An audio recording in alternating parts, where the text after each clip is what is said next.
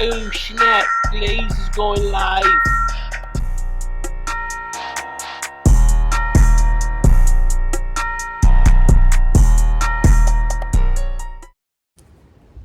Hey, good day, good day, good day, good day. Thank you for joining me. Just in case you're joining me for the very first time, I'm the one they call Brian Glaze Gibbs. This is my story, this is my ministry. Hey, what I do is I talk about the good, I talk about the bad, I talk about the ugly. Basically, like I said, what I do is I try to share my life experience and hoping that someone is out there listening that's lost, that's at that road of no return, and that they're able to listen to my words that coming out of my mouth and get to understand it's never too late. It's not how you start, it's how you finish. Keep that in mind. It's not how you start, it's how you finish. You know what? Today, what I'm gonna do is I'm talking about my man Tiny, Marcellus Lawrence, aka Little Tiny. You know, here it is right now, Wiz. When I was young, getting caught up into the street, doing knucklehead robberies and things of that nature, whatever. What I started doing is, or what I got myself involved in, I got myself involved into a lot of knucklehead stuff. So I started doing time. I went away and did, 3.5 years, from 81 to 84. So here it is right now, is I wound up leaving Cashapp in 1982, and I got down to Fishkill Correctional Facility. And when I got down to Fishkill Correctional Facility, like every, I'm talking about nationality is there, a bunch of different boroughs throughout the New York and upstate New York, all these criminals, we there, serving our time. And right now it was one guy in particular, Tiny. Here it is, Tiny had a hell of a reputation. Little short guy, 5'4", with a big head, and like stocky. But yet and still 5'4", that Napoleon, that short man complex. But he had the respect of a lot of people. He had a lot of guys at Fishkill at the time scared to death of him. And you know what? To me, don't get me wrong. 19 at the time, 18, and I heard his name. I knew he was a stick-up kid. I knew he was a few years older than me, and I know he done put in work in the street. But right now, we in Fishkill, and these guys is like, bowing down, like coming to him like he's the Godfather. And you know what? Like I say, he's from Brooklyn. I'm from Brooklyn. But I already knew I didn't like him.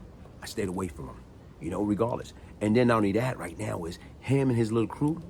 If you fight one, you got to fight all. So even back then, even in the system, despite they wasn't 5%, despite they wasn't no gang, but technicality, they was a gang. They was like the Bed-Stuy Brooklyn gang. Right now, Bed-Stuy, do or die. If you fight one, you're going to fight all. That's how it was. But anyway, what wound up happening? I had a buddy of mine. I'm calling him Dollar Bill, y'all. Dollar Bill, y'all. Dollar Bill, y'all. Dollar Bill was my man, LD cousin. May LD so rest in peace. That was my man. So here it is, he was like about a year younger than me. So if I'm 19, he was 18. So him and Tiny got into altercation on the basketball court. And when they got into that altercation on the basketball court or whatever, words was exchanged. And Tiny popping trash and talking about this and that or whatever. So here it is. We in the gym. We in, Fishkill gym. So what wound up happening, I'm saying, man, listen, man. Here it is. Listen, you gonna whip his behind. I said, look, him and Tiny gonna fight, and none of y'all better jump in. So, okay, here it is. Look, that's how I felt. Because once again, if they were to jump in, we would have war. Don't get me wrong. It was just me and Damon at the time, to the best of my knowledge, and it's probably like 10 of them. Long story short, Tiny and James, they start fighting. And Tiny had a little knuckle game. And right now, it's like, he was like, I don't know, man, like, Manny Pacquiao, like, boop, pop, pop, pop, pop. Like, beating and, hitting Dame, pop, pop, pop, knocking them all over the place. And like I say, Tiny like a little midget, 5'4", Dame like 5'9", but yet and still Tiny was handling it. And I think Dame was like, intimidated. Dame was afraid of this little big head dude. So here it is right now, is he was mopping Dame, beating Dame, from one side of the building to the other side. Then all of a sudden, I don't know what happened. It's like Dame closed his eye. And right now, and it swung wild. Boom! And he hit Tiny in the face. Boom! Next thing you know, I see Tiny teeth fly his mouth. Wow. I'm bugging out. What the hell is this? I just seen this man teeth came out of his mouth. I'm like, man, We broke up the fight. Okay, tiny days. You know, next thing you know, I see the man going for his teeth. I didn't know until that time. You know, this brother had false teeth. I didn't know that until that time, man. You know, so that was one of the situation or whatever, man. But when you look at it, this dude is only 5'4", but yet and still, like I told you, he had a bunch of cats. I'm talking about scared to death of him, man. I can remember another situation when we had that war against the Hispanic and 21 A-yard. And here it is right now, is long story short, you know, he out there supposed to be the ringleader or whatever. So they wound up locking him down, locking a few other guys down. A few days later, I wound up getting a stab at beef, have to stab this guy, got 150 days locked up in the hole. Next thing you know right now is me, him, and my man Tank got kicked out. We got kicked out of Fishkill and sent to what? Green Haven. And when we got sent to Green Haven, oh man, like they got to Green Haven, did they live 30 days, I'm still stuck in the box. So even right now, it's like, you know, as a month went by and I got out the box, you know what, listen, everybody knew that me and Tiny had a close relationship. And sometimes, folks, people do not even understand, man. It's like, I'm 19. Did I turn 20 then? I think I'm still 19, going on 20 or whatever. But here it is, the fact that me and Tiny and Tank, we got kicked out of Fishkill and we came to Green Haven, a Max A joint. Well, most of these guys there been there forever, got life coming down, winding up their bid. And it was a situation that took place with Tiny brother. And these guys was gonna get after Tiny brother. And Tiny came to me like, yo, man. And see, I didn't know it at the time. But these cats that was gonna get after Tiny brother, old timer, they was gonna kill him. And automatically, here it is, I didn't know. They was gonna stab me. They was gonna, you know, kill me. Why? Because of my affiliation with Tiny. And I didn't even know that. And to me, sometimes, folks, what you got to understand, be careful of who you down with, who you close with. Because once again, these cats know I was a little wild. I was like a firecracker. So they already knew, guess what? If they was gonna get Tiny, they was gonna get Tiny brother, they automatically assume they gotta get me because they feel I'm gonna retaliate them. It's no different in the street law.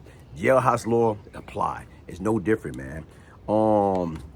Like I said right now, folks, Tiny, you know, right now went back home a few times. And basically, you know, he did what he did.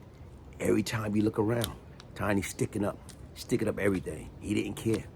I remember one of the last conversations I had with Tiny, you know, I guess months before he got killed, was like, you know, he's telling me, yo, schizo, because he used to call me schizophrenia, and I just call him shorty retard. And he's, yo, schizo, man, you know, I'm about to hit these cats. And I'm like, yo, man, leave that alone, man. He said, why, man? He said, these cats out there front and they making all this money or whatever. You know what? They hustling. I'm going to get them. I said, yo, bro, what the sense you call yourself going after these guys? Not quite understanding.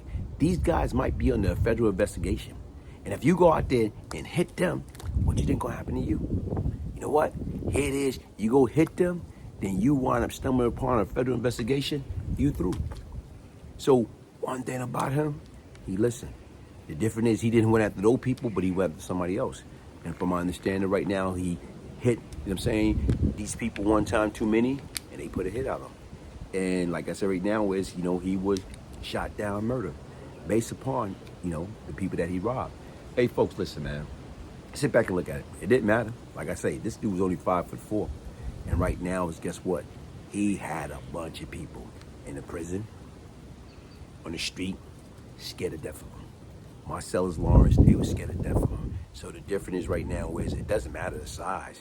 This dude had a heart of a lion, man. And he didn't take no shorts.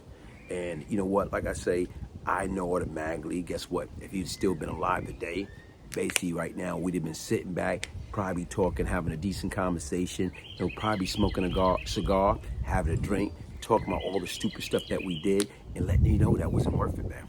It wasn't worth it. You know, folks, listen, take it from somebody I know. Crime doesn't pay. You know, take it from me. Like I said right now, get your signed copy of the Beyond Lucky book, the Brian Glaze Gibbs story, a true story of crack, money, murder, and redemption. If I can change, anybody can change. Also, get your bottle of Panoxol. If you're suffering from high blood pressure, high cholesterol, high sugar, I'm saying high weight, You know what? Are you looking for something to give you natural energy? You know what? Get your Panoxol. Get your Panoxol. Also, like I said right now, check out the bullybuster.org. Shout out to Keith. You know what? Like I said right now, we're going to be doing big this weekend, man. We're going to be doing it big this weekend, man. You know what? Grand opening, Bully Buster, grand opening. And like I said right now, I will be there, man. Be like Michael Jackson and Jackson 5. I'll be there. I'll be there. Hey, listen, folks. Thank you for joining me. Peace, love, and prosperity. Hey, check out the Brian Glaze Gibbs Patreon page. Check it out, folks. You will not be disappointed. One love.